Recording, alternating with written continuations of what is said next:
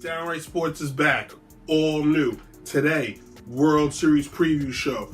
Also, we talk about NBA 2K. Is it better? Is it worse? Well, that's what I'm going to discuss. All this and more in a brand new Downright Sports. Let's go.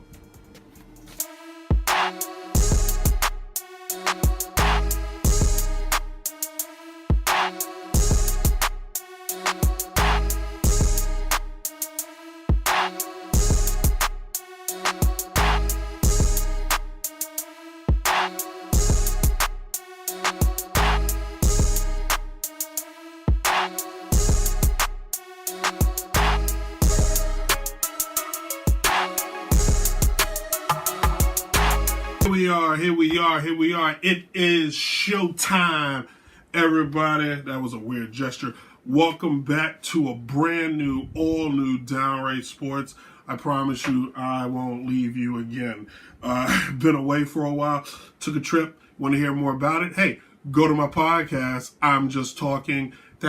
You can listen to, and you'll hear all about it. But if this is the first time you're ever watching the show, guess what? We start every show off with the must-know news, and we kick it off 17 years ago. Former NFL superstar, the rising wide receiver for the Carolina Panthers, made the dumbest mistake. I'm not sure he served enough time, but anyway, Roy Carew is free. He is a free man. He is now part of society again. Personally, for the stupid act that he did, and just to catch you guys up, he paid somebody to kill his then girlfriend because she became pregnant. Yeah. This guy should have got more time than the guy who actually did the murder. The fact he only did 17 years, here's the crazy part. His son that he wanted to get rid of is alive, but now has to live his whole life with a mental disability because of the acts that was performed. So, Roy Carew, God bless you. Hopefully, you've learned from your mistakes. Maybe you can have some type of relationship with your kid, but anyway, moving on to more drama. NBA drama and suspensions were raining all over the place for NBA players. Brandon Ingram, 4-game suspension. Rajon Rondo, 3-game suspension. Chris Paul, 2-game suspension because fisticuffs were thrown. It was said that Rondo spit in Chris Paul's face. Chris Paul would then take it upon himself to mush, said Rajon Rondo, where then Rondo basically said, enough's enough. Here's a punch to your kisser. And then out of nowhere, Brandon Ingram showed up and decided to defend his teammate. Here's the kicker. Brandon Ingram probably should have got more because he was acting like a jackass the whole entire game. Rondo and Chris Paul, though, 2 heated bulls. The replay, if you slow it down, shows that he spit on Chris Paul. If you slow anything down, you can make it look like whatever you want it to look like. I understand, let me wrap this up. I understand Chris Paul is everybody's favorite darling. Let's not forget, this guy's the same guy when he was in college, hit a dude in the jewels, wait for it, came to the pros, and has done it numerous times. This great point guard of today's generation, every point guard of today's generation should be offended and assaulted because Chris Paul has won nothing. He's won no MVPs. He's won no championships. He's led his teams to just failure. So if that's what you guys consider today's greatness, Rondo, on the other hand, is a firecracker, has won a championship, and does turn around his teams. The problem is Rondo is a firecracker and tends to get upset. Had to get that off my chest. I've waited 4 days to get that off my chest. Anyway, when we return, MLB Baseball World Series preview show, all right? This is Downright Sports. Here we go. So, today's topic is the World Series, and the World Series will start Tuesday, the 23rd of October. The 2 teams that will represent each other's respectable leagues, representing the National League for the 2nd straight year, are the Dodgers. Representing the American League for the first time since 2013 are the Boston Red Sox. Excuse me, I'm not sick. It's just I had to say that. The Red Sox have been the best team in all of baseball all year. Oh, God. Sorry. It's hard for me to say these things because they're the Red Sox and I am a Yankee fan. Anyway, in any case, I'll be professional and move on. When the season started, everybody pretty much thought Houston was going to do it, but the Red Sox beat Houston.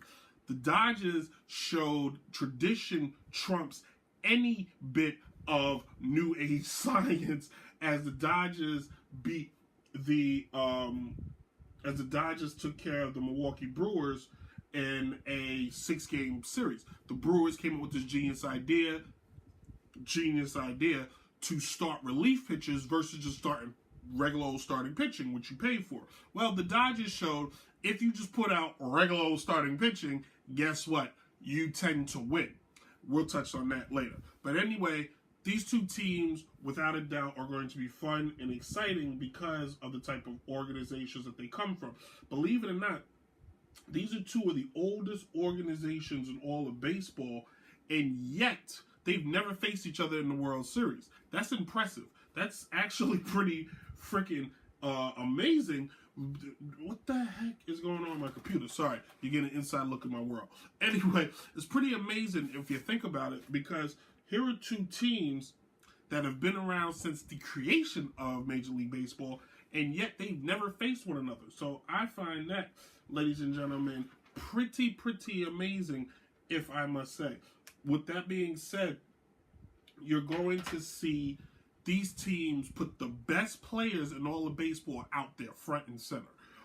For example, for the Red Sox, some of their key players, Mookie Betts, my opinion, the league's MVP, JD Martinez, a guy nobody seemed like they wanted to pay for this past offseason, and the Red Sox are making everybody look like fools because JD Martinez just had one of the most one of the best seasons any one person can have, and this postseason isn't half bad.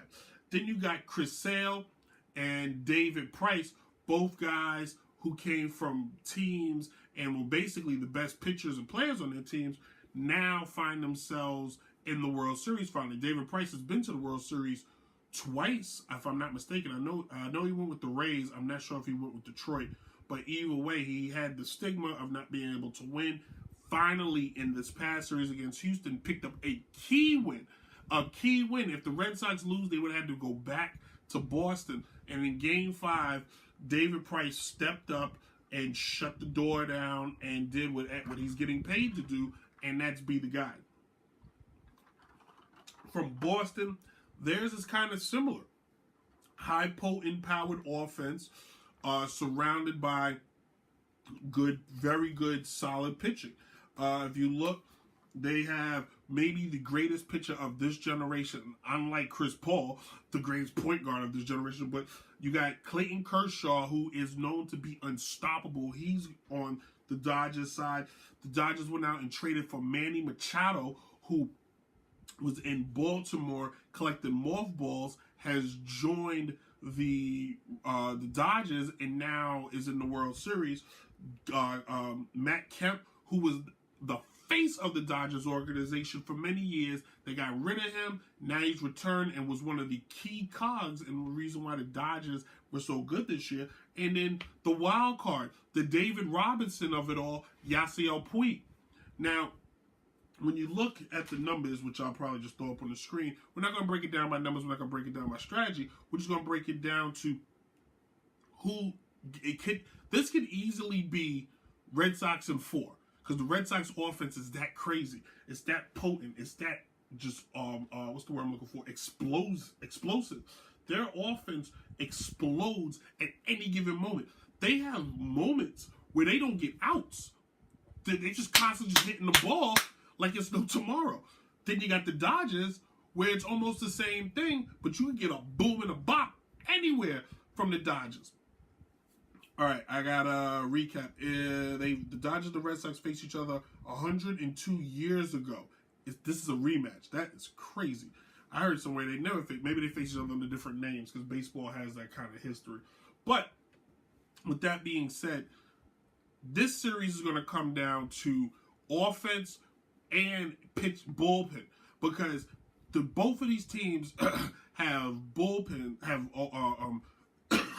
have starting pitching that can hold you.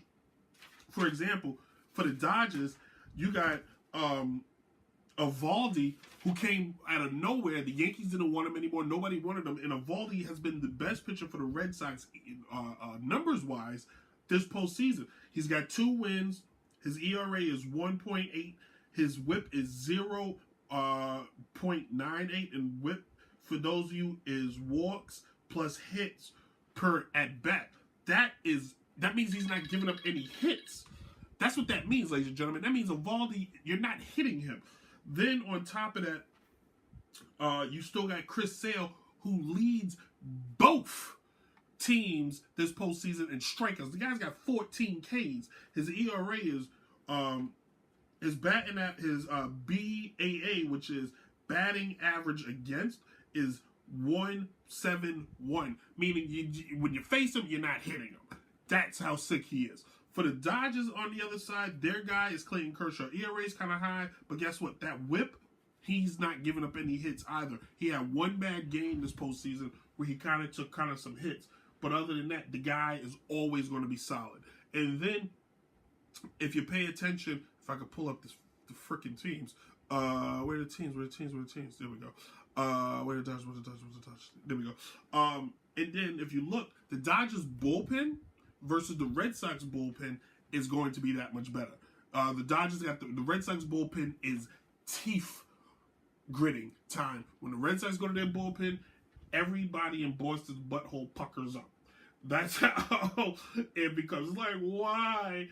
We're not now. We don't want to see them now. But that's how it comes down to, because the Red Sox's offense has been that good all year that their bullpen's woes have been an afterthought. The Red Sox got one of the best closers in the game, and he's kind of hit and miss here and there when he comes out there. So, who do I think is going to win? All right, who I think is going to win, who I want to win, are two different things. I want the Dodgers to win, but I feel like this is going to be a 7-game classic. Red Sox probably pull it off because you're going to get Chris Sale versus Kershaw in a 7-game series. I put my money on Sale because he's that good and great. But with that being said, if the Red Sox have to go to their bullpen, Red Sox lose this series quickly. So I got red. Here's how it goes. Make this quick. We'll wrap this up. Dodgers win. I want the Dodgers to win in 6. Red Sox probably will win in 7. All right. I kind of just threw something out there so I can't be wrong. All right. When we return, movies and video games. Hey everyone, it's just Downright Sports. Believe it or not, this is actually take 2. Movies and video games. And today I'm gonna talk about NBA 2K19, new year, new games. Been out for about a month now. The game is over the top. You do franchise mode, and all your key players. It seems like the better the player, they all get hurt. I played 2 franchise games and have 4 guys on deep injuries. I'm talking like months. And it's like from simple stuff like no body contact, no killer crossover, no like over the top dunk, just guys going off like routine layups and like nobody being around. So 2K, if you're listening, and I pray you are because it means you're watching the show, please tone down the unnecessary injuries. The history of 2K franchise sports have always been like some over the top stuff. Crazy trades, weird injuries. I got LeBron on my team. I'm playing with the Lakers because I figured, what the hell? And I just lost LeBron. He dislocated his knee. LeBron never gets hurt. And he's the cover of the game. Come on, guys. Get it together. Anyway, we're making this segment real quick because I went really long in the last one. Thank you guys for tuning in. I'm glad to keep doing this. Go check out my podcast on Apple Podcasts and Google Play and SoundCloud. Executive produced by the one, the only DJ Chase. If the winter's coming up, go get you a sweatshirt at explainclothing.com. It's a great place, good shirt. I wore my shirt out in Vegas. It was so comfortable. People kept asking me where did I get that shirt from. Finally, hit me up, either email or Twitter, and tell me what you think and how you feel. And if you got topics you want to hear or the discussion you want to be a part of, let me know. Thanks, guys. It's been a pleasure. Deuces.